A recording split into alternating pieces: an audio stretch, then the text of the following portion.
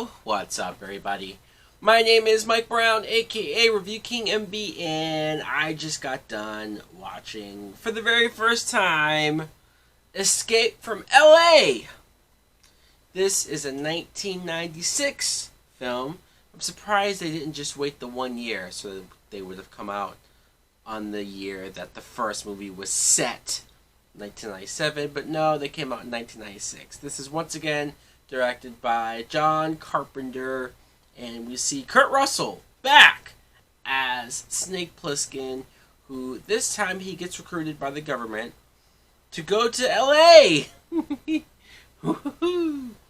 And instead of saving the president is well and good, he's fine, he wants Snake to go after his daughter. Now, not necessarily save his daughter, but kind of undo some of the mess that she's caused because she has gone and hooked up with a terrorist of sorts, and she has this device that can lead to a weapon of mass destruction that the president has.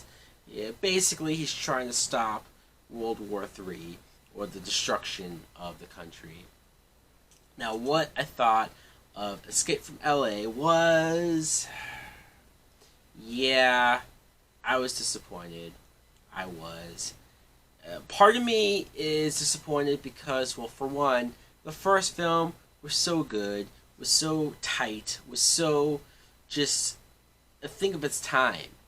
And I think a lot of variables came at the right moment to make that first movie feel special, feel different. This movie just felt like we're trying to recapture the magic, and it never got to that point. Yes, you have Kurt Russell back as Snake Plissken, and he's good in the role. He is. I read that he was a producer of this movie. He fought really hard to make this movie happen. In fact, Carpenter credited Kurt Russell for the sole reason, basically, for how this sequel got made. He pushed for it to the studios. He really wanted to play this character again because of how much he loved playing it the first time around. And that shows. He does bring what he needs to bring for this part. He has some of the same lines as far as "Call me Snake." And he looks as badass as you can expect him to look. His hair's even longer. He still has the eye patch. Like, it's not anything that he's doing wrong here. But it's the plot. You know, this plot, it felt so much like we were regurgitating everything from the first film. I mean, the first 20 minutes or so, it does. It feels like a carbon copy of that first movie, except for instead of New York, it's LA. And the same exact thing has happened with LA as New York. And, you know, it doesn't feel as special or original, but okay, fine. I'm still trying to go along with it. I'm still trying to say, hey, maybe a bit of a lazy setup because it feels the same, but I'm sure once we get into it, I'll get more into it. You know, you see Cliff Robertson as the president, different than Donald Pleasance from the first movie because this guy's a dick and you can't be trusted, and he even tells Snake, hey, you can just go ahead and kill my daughter because I can't trust her. She's dead to me. She ran off with this other guy. F her. And so I guess that's a nice twist on it, having a president that evil and ruthless and not giving a crap about even his own family, never mind the people. I'm not saying I'm related to that at all with our current situation, but still, it was interesting. And interesting to see Uncle Ben play that version of the president. Pam Grier, I'm talking about the other cast members right now because Pam Grier's character, Hershey, she was a transvestite who used to be a man, Carjack Mahoney, or Malone, and I don't know why you'd cast Pam Grier to play that. There's nothing about Pam Grier that would scream a man or anything like that.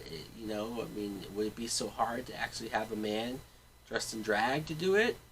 I don't know. Having her there. And when she spoke, having a man dub over her voice just seemed weird to me.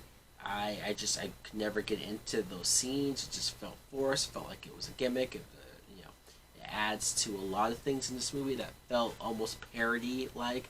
But we'll get to that in a minute. I mean, I saw surfing here, but let's hold on before we get that far. Also, Steve Buscemi played one of the bad guys. Maps to the Stars Eddie. I don't know. I don't know. This wasn't as bad as that, but whenever I saw Steve Buscemi show up and be the character that he was being, I got shades of Rob Schneider from that Sylvester Stallone Judge Dredd movie. Again, it wasn't as bad as that, but I was definitely in that same vicinity, in that territory. Bruce Campbell plays the general surgeon because, of course, we're in LA, we're in Hollywood. You see a bunch of, like, it's like an underground group of people who have had too much plastic surgery. Ha ha ha. Get it? And so now their faces are all numb and swollen, and the only way that they can survive is if they kidnap people and just take the pieces of their faces and apply it to them. Or okay, fine, that was a really random subplot. Again, felt like it was just for the joke. Also, there was a female character that Snake runs into during that whole sequence, and they both get taken.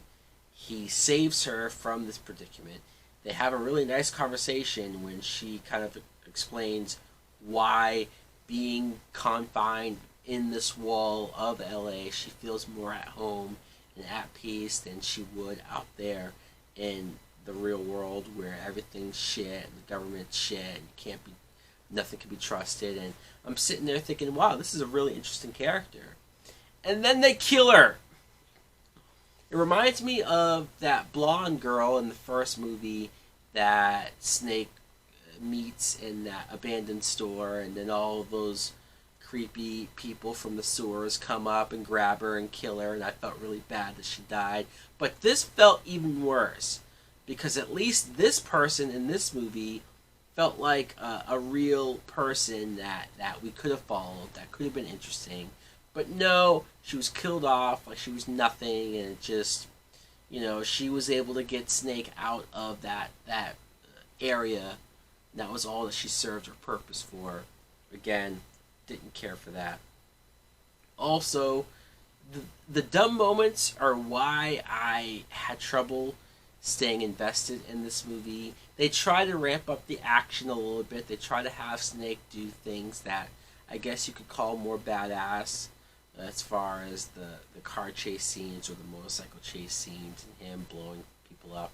The last third act of this movie is especially big action, shooting, and okay, fine, but I was bored and uninterested. Especially when you get a scene where Snake Plissken is forced to play basketball with himself in order to not get killed. He has to make 10 points in a certain amount of time, like a minute or so, or he'll die. And so you're just seeing Kurt Russell, who is dressed like Snake Plissken, right? He's supposed to be a badass. He's supposed to be somebody that we're supposed to buy, just can do anything. But he's running around the court back and forth making baskets. Huh? This is supposed to be a tension-filled obstacle that Carpenter thought would work in any case. But to make matters worse, if you couldn't think of anything that's dumber than that, you have Snake Plissken riding a tidal wave. Surfing. God damn it, I said he's surfing. And there's something so wrong about seeing Snake Plissken surf. It's just a number of things to do to make this character uncool and not as interesting or as cool as you thought he was. But not just that, the background CGI effect of him riding the wave looks so fake, looks so horrible.